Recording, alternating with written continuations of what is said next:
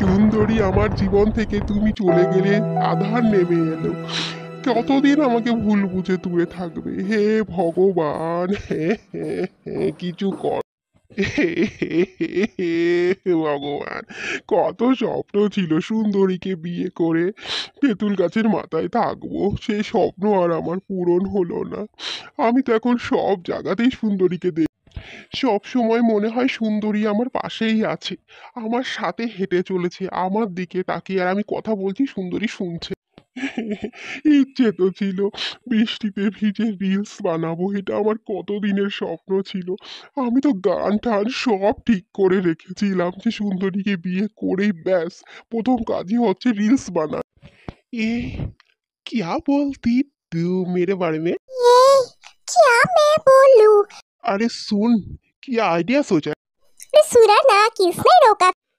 अरे आती है क्या ठंडा ला, मौसम है बड़ा सुहाना।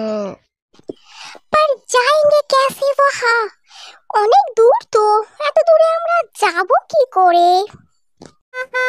আমার নিজের গাড়ি আছে তো। একটা ছোট মন তাও ভেঙে টুকরো টুকরো হয়ে গেল। আর এ শহর আমার নয়, দূরে চলে যাব। দূরে চলে যাব, যেদিক দু চোখ যাই চলে যাব। আমার এই চোখের জল আর থামছে না। আমার এই একতরফা ভালোবাসা, শুদ্ধ ভালোবাসার কোনো মূল্য তুমি দিলে না সুন্দরী। একবারও আমার কথা ভাবলে না যে আমি তোমার জন্য পথ চেয়ে বসে আছি। সুন্দরী, ফিরে এসো প্লিজ। ওহো, একদম পারফেক্ট হাজবেন্ড ম্যাটেরিয়াল। কি হ্যান্ডসাম, কিন্তু এরা তো দুঃখ কেন?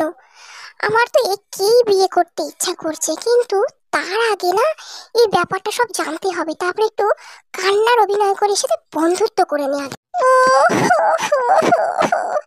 ব্যাস ব্যাস, চুপ করো। কে তুমি? আমি সকাল থেকে তোমাকে দেখছি, তুমি কাঁদছো।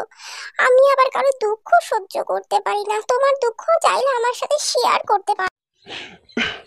যাই হোক, সে এক দুঃখের কাহিনী। তুমি যখন শুনতে চাইছো, বুকে আমি পাথর চাপা দিয়ে সেই ঘটনাগুলো বলবো।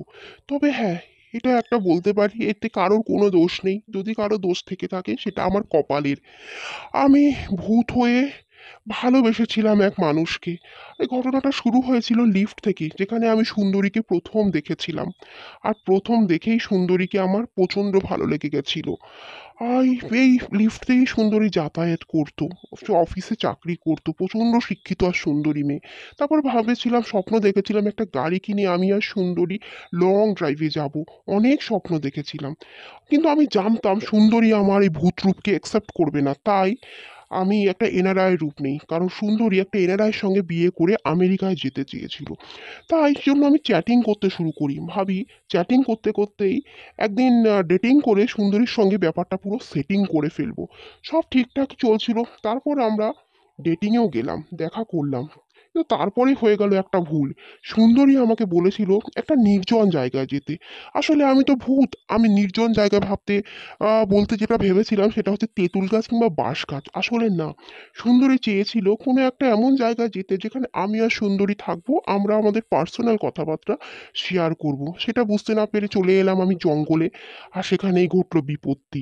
সুন্দরী প্রচণ্ড রকম ভয় পেয়ে গেল আর তেনার নাম করতে শুরু করে দিল।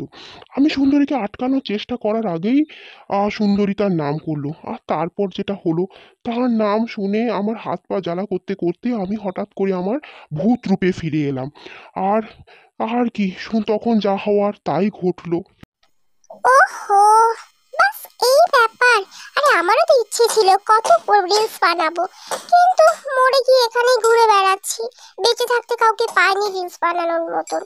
আজকে তোমাকে পেয়ে খুব ভালো লাগলো। তো চলো একটা কাজ করি, আমরা দুজন না হয় রিলস বানাই, তারপর আমরা একটা ভ্লগিং চ্যানেলও করব। তো চলো শুরু করি। আচ্ছা, আমি তোমাকে শিখিয়ে দিচ্ছি, দেখো এইভাবে ডান্স করবে, এইভাবে। ও সামনে সামনে, হ্যাঁ সামনে সামনে। হ্যাঁ, তো আমরা চলো এইভাবে প্রথম স্টেপটা ঠিক এইভাবে, হ্যাঁ এইভাবে শুরু করো। তো বন্ধুরা, সুন্দরী নেহি তো শাকিলা হি সহি। তো শাকিলাকে নিয়ে আমি আমার নতুন পথ চলা শুরু করলাম। আর খুব তাড়াতাড়ি একটা আপডেট নিয়ে আমি আবার আসছি। এই ব্লগ চ্যানেলটা কিন্তু আমার, তোমরা একটু দেখতে থেকো, সাপোর্ট করো।